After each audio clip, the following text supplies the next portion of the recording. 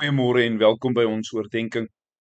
Vanoggend lees ons saam 'n paar verse uit Openbaring hoofstuk 2. Ek lees vanaf vers 8.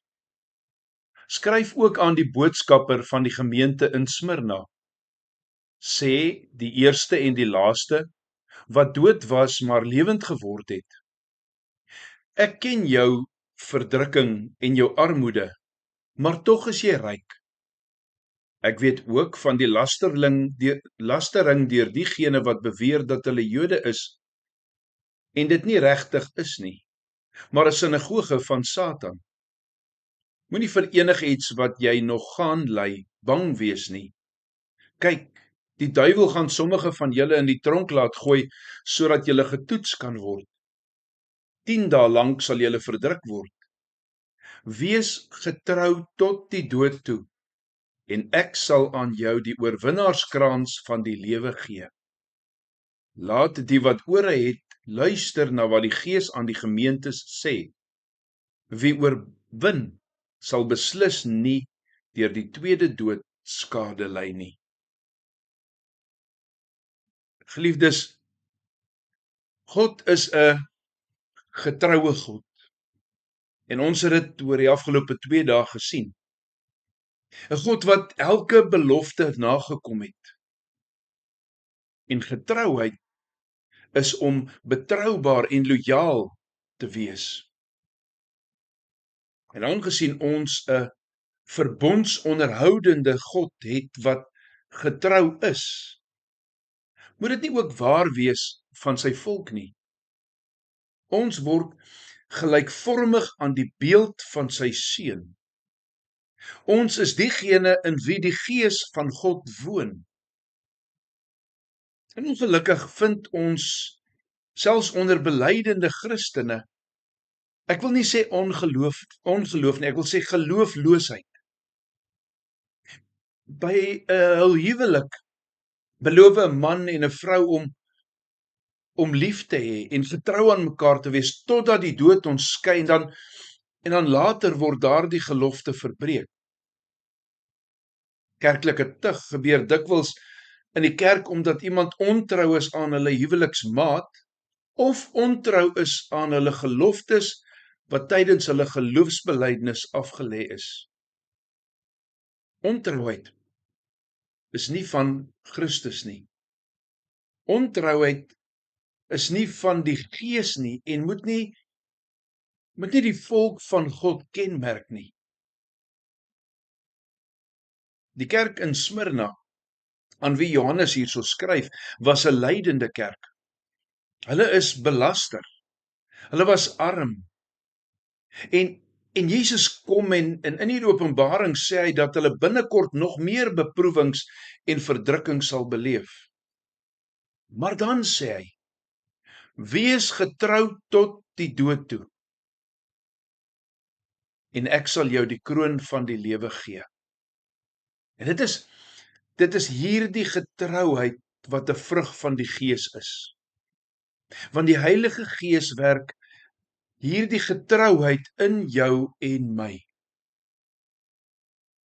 Daarom wil ek elkeen vanoggend aanmoedig om getrou te wees.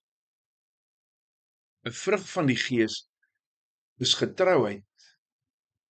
Getrou aan Christus. Getrou aan die beloftes en ooreenkomste wat ek gemaak het. Getrou aan jou huweliksmaat.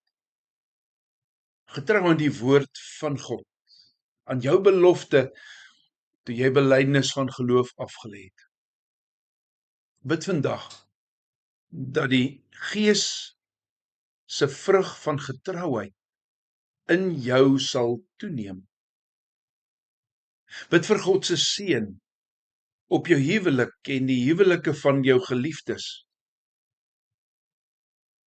Bid vir God se seën op jou getrouheid aan jou diens aan hom. Kom ons sluit ons oë. Almagtige, ewige God en Vader, Here, vandag kom ons in hierdie oggend en ons kom loof en ons kom prys U, dat U altyd getrou was en altyd getrou sal wees. Dankie, Here Jesus, dat U getrou was aan U opdrag. Ons wil vandag bid, o Heilige Gees, kom werk in ons dat U Gees, U vrug van die Gees, getrouheid in my as U kind sal toeneem. Kom seën ons huwelike, kom seën my huwelik. Kom seën my belofte wat ek aan U gemaak het die dag toe ek my geloof voor U bely het. Ja, help my om in alles soos U getrou te wees. In Jesus naam bid ek dit. Amen.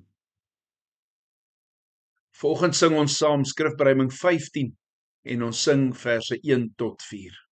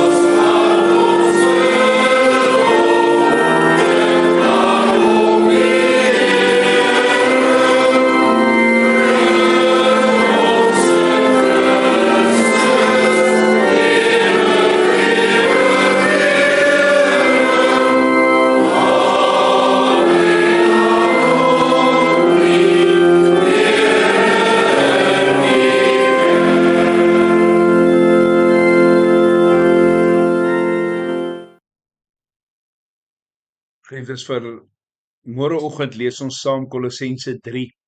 Kolossense 3 vers 1 tot 17. Mag elkeen vandag 'n geseënde dag hê tot ons mekaar môreoggend om 6:00 weer sien.